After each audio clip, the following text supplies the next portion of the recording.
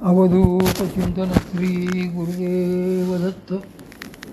माझ्या सर्व सद्गुरू बंधू भगिनींनो, पुण्यातील वामनराज प्रकाशनच्या पुस्तकांचं आपण वाचन करत आहोत. वामनराज प्रकाशनच्या ह्याच्यात परमपूज्य सौ शकुंतलाताई आपटे लिखित तरी गा ऐसे करी या पुस्तकाचे आपण वाचन करीत आहोत. आज आपण पश्चातापाने प्रायश्चित्त याबद्दल माहिती घेत आहोत. आता यापुढचे कर्म मोठे अवघड आहे आणि ते आहे पश्चाताप किंवा प्रायश्चित्त. हे प्रायश्चित्त कर्म म्हणजे काय तेही नीट समजून घेतले पाहिजे. धर्मराजाला द्यूत खेळताना आपले सर्वस्व पणाला लावताना हे कळतच होते की आपण यात कुठेतरी चूक करतोय, पण तरीसुद्धा त्यावेळी त्याचा स्वतःवर ताबा नव्हता. कुणीतरी त्याला कंट्रोल करीत आहे असे त्याला वाटत होते, पण कळूनही येत नव्हते आणि त्यामुळेच तो स्वतःच्या भावनांना एवढेच नव्हे तर आपल्या पत्नीलासुद्धा पणाला लावून बसला. एवढी मोठी चूक केली युधिष्ठिराने. धर्मशास्त्राच्या दृष्टीने याला मान्यता नव्हती. त्यामुळे धर्माच्या विरुद्ध गेल्यानंतर त्याला प्रायश्चित्त घेणे भागच होते. म्हणून त्याने 12 वर्षाचा वनवास मुकाट्याने स्वीकारला. त्यातही जाणत्यांनी 13 दिवसांचा पर्याय काढला होता. अत्यंत विशेष जर काही कार्य असेल तर आपल्याला 13 दिवस हे 13 वर्षासारखे मानता येतात, पण धर्मराजाने ते मान्य केले नाही. तो म्हणाला की नाही, प्रायश्चित्त याचा अर्थ असा आहे की त्या योगे निषिद्ध कर्माचा पूर्णपणे पश्चाताप झाला पाहिजे. जर पूर्णपणे पश्चाताप झाला तरच प्रायश्चित्त घेतले असे होते, तरच ते प्रायश्चित्त नावाचे कर्म होते. तसे नसेल तर ते प्रायश्चित्त होणार नाही. असे प्रायश्चित्त जर घ्यायचे असेल तर तुम्ही म्हणाल की आम्हाला त्याचे ज्ञानही नाही आणि त्याविषयीचे शास्त्रही माहीत नाही. मग शास्त्रच जर माहीत नसेल तर घडलेल्या निषिद्ध कर्माचे प्रायश्चित्त तरी आम्ही कसे घ्यायचे?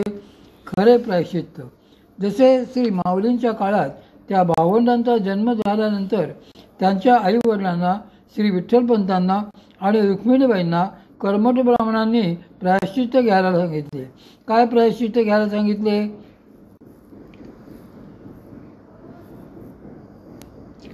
काय प्रायश्चित्त घ्यायला सांगायचे हे सुद्धा खरे तर त्या कर्मठ ब्राह्मणांना माहीत नव्हते. मात्र त्यांना त्यांच्या माहितीप्रमाणे जे काही योग्य वाटले ते त्यांनी सांगितले की देहत्याग करावा. पण जर त्या ब्राह्मणांना धर्माचे खरेखुरे ज्ञान असते तर त्यांनी असे कधीच सांगितले नसते. कारण प्रायश्चित्ताचा अर्थ पश्चाताप असाच आहे आणि केलेल्या चुकीच्या गोष्टीबद्दल जर खरा पश्चाताप व्हायचा असेल तर त्यासाठी श्री भगवंतांचे नामच घ्यावे लागते. एकदा जरी मनापासून म्हटले की देवा माझी चूक झाली हे मला मान्य आहे, त्यातून तुम्हीच मला वर काढा, आणि झालेल्या चुकीचे मनापासून खूप वाईट वाटून डोळ्यातून पाणी येईल असा जर पश्चाताप झाला तर महात्मे म्हणतात की अशा पश्चातापायुक्त अंतःकरणाने आणि शरणागतीपूर्वक घेतलेल्या श्री भगवंतांच्या नामाने प्रचंड पापांचाही नाश होतो. श्री संत एकनाथ महाराजही श्री एकनाथी भागवताच्या 10व्या अध्यायात असेच सांगतात की अथवा देखताची निषिद्ध दिठी जो हरिनामे गरज उठी निषिद्ध पळे 12 वाटी प्रायश्चित्त कोटी हरिनामे नामे प्रायश्चित्तांच्या कोटी हे म्या सांगितली गुह्य मोठी. याप्रमाणे भगवन् नामस्मरणानेच निषिद्ध कर्मे नष्ट होत असतात आणि सप्रेम हरिनाम कळलोळानेच खरे तर कोटी प्रायश्चित्ते घडत असतात. नामस्मरणाने पापनाश. पण असे प्रायश्चित्त घ्यायला सुचले पाहिजे आणि जमलेही पाहिजे. कारण अशा वेळी त्यात सगळ्यात आधी आपला अहंकारच आडवा येत असतो. माझे चुकलेच नाही आहे, माझे मुळी बरोबरच आहे असेच आपण म्हणत राहतो. त्यामुळे माझे बरोबर आहे असे गृहीत धरताच पश्चाताप बाजूला राहतो व माझे कसे बरोबर आहे यावरच आपण युक्तिवाद करत सुटतो. पण जर आपण आपला अहंकार बाजूला ठेवला आणि थोडासा विचार केला तर असे लक्षात येईल की आपण जी गोष्ट बरोबरच आहे असे म्हणत असतो तिला आणखीही काही बाजू असतात. अशा एखाद्या घटनेच्या इतरही बाजू जर लक्षात घेतल्या तर प्रायश्चित्त घेणे आणखी सोपे होते. मी याआधी सांगितले की पश्चात्तापाने श्री भगवंतांना शरणागत होऊन केलेल्या नामस्मरणाने कोट्यावधी पापांचा नाश होतो. यासाठी सगळ्यात मोठे उदाहरण म्हणजे वाल्मिकी ऋषींचे. वाल्मिकी ऋषी हे आधी वाल्या कोळी होते. पापांनीच त्यांच्या कर्माचा संपूर्ण गढा भरलेला होता. त्यांची जेव्हा उद्धाराची वेळ आली तेव्हा श्री नारद मुनी त्यांच्यापाशी गेले आणि त्यांनी त्यांना विचारले की तुझ्या पापामध्ये घरचे कोणी भागीदार होणार आहेत का ते बघ. त्यावर वाल्या कोळी म्हणाला, म्हणजे काय? घरचे लोक रोज जर माझ्या कमाईचेच खात असतील तर माझ्या पापाचे भागीदारही त्यांनाच व्हायला पाहिजे. माझ्या पत्नीने जर माझे पुण्य घेतले असेल तर माझे पापही ती घेणारच, कारण ती पत्नी आहे ना माझी. एवढी त्याला घरच्यांची आणि बायकोची खात्री होती. वस्तुस्थितीने पश्चाताप. पण त्याची पत्नी म्हणजेही एक जीवच होता ना शेवटी. त्या जीवालाही त्याचा एक स्वार्थ होताच. त्यामुळे हे जेव्हा तो पत्नीला विचारायला गेला तेव्हा तिने त्याला स्पष्टच सांगितले की नाही, मी तुमच्या पापाची वाटेकरी होणार नाही. तिने असे निश्चून म्हटल्याबरोबर वाल्या कोळ्याला वस्तुस्थितीची जाण होऊन अतिशय पश्चाताप झाला. त्याला असे वाटू लागले की या सर्वांसाठी, आपल्या कुटुंबासाठी म्हणून आपण एवढे सगळे कशासाठी केले. तो मग परत श्री नारद मुनीकडे आला आणि त्यांना म्हणाला, मी एवढी पापे केली आहेत की मला त्यातून काढणे तुम्हाला शक्यच नाही. मला माहीत आहे की मी किती पापे केली आहेत आणि किती जीव घेतले आहेत. तेव्हा तुम्ही आपल्या मार्गाने जावे हे बरे. त्यावर श्री नारद मुनी हसून म्हणाले, अरे त्यासाठी तसाच रामबाण उपाय घेऊन मी तुझ्याकडे आलो आहे. तू एकदा जरी पश्चातापयुक्त अंतःकरणाने आणि शरणागतीपूर्वक श्री भगवंताचे नाम घेतलेस तरी तुझी सगळीच्या सगळी पापे धुवून निघतील. त्यावर वाल्या कोळी आश्चर्य वाटून म्हणाला, काय म्हणता? तर मग मी तसेच करीन.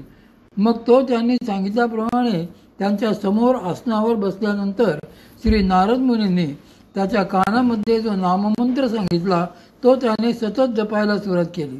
त्याच्या नामजपाबरोबरच डोळ्यातून वाहणाऱ्या प्रत्येक अश्रू समवेत त्याचे एक एक पाप नष्ट होत गेले, कारण ते खरे प्रायश्चित्त होते. तो खरा पश्चाताप होता. नित्य नैमित्तिक चुकवू नये. जीवाला जर का असा पश्चाताप झाला आणि तो जर श्री भगवंतांना शरण गेला तर त्याला वाट्याला येणारी सर्व कर्मे अलिप्तपणे करायला जमतील. आता पहा, या 4 प्रकारच्या कर्मांमधले नित्य नैमित्तिक तर आपल्याला कधी चुकणार नाही. ते स्वभावाने प्रसंगाने येतच राहणार. परमपूज्य सद्गुरू श्री मामांनी असेच एकदा त्यांच्या सद्गुरूंना म्हणजे परमपूज्य मातुश्रींना विचारले होते की आई, जे नित्य नैमित्तिक कर्म वाट्याला आले आहे ते मी जर का नाही केले तर काय बिघडेल? त्यावर त्या म्हणाल्या होत्या की बिघडायचे काहीच नाही, पण कधी ना कधीतरी तुला ते करावेच लागेल. ते ऐकून मामाने विचारले, मला ते का नाही चुकणार? तर त्या म्हणाल्या, जर तू पूर्ण काळ समाधी अवस्थेत राहिलास, अगदी रात्रंदिवस समाधी अवस्थेत बसलास तर तेवढ्या काळापुरते तू तुझे नित्य नैमित्तिक कर्म केले नाहीस तरी काही बिघडणार नाही. पण ज्यावेळी तू तेथून खाली म्हणजे देहावर येशील त्यावेळेला मात्र तुला ते नित्य नैमित्तिक कर्म करायलाच पाहिजे. आणि प्रत्यक्षातही तसेच व्हायचे. परमपूज्य श्री मामा सांगत, मी साधनेला बसलो की 3-4 तास बसायचो, पण साधना करून उठलो की मातुश्री पळी भांडे समोर ठेवायच्या आणि म्हणायच्या, जा स्नान करून घे आणि संध्या कर. त्यावर मी म्हणायचो, आई हे काय, आत्ताच मी साधनेतून उठलो ना. त्यावर त्या म्हणायच्या, साधना करतोस हे ठीक आहे, पण देहभाव असतो असे तोवर नित्य नैमित्तिकही चुकवायचे नाही, म्हणजे आपल्याला ते उगाचच चुकवता येणार नाही. तसेच जर का नित्य नैमित्तिक कर्म चुकवता येणार नसेल तर मग त्यातून जास्तीत जास्त श्रेयस कसे मिळवावे, जास्तीत जास्त समाधान शांतता कशी मिळवावी तर असे हे रोजचे जे काही कर्म आहे ते त्यासाठी श्री भगवंतांनी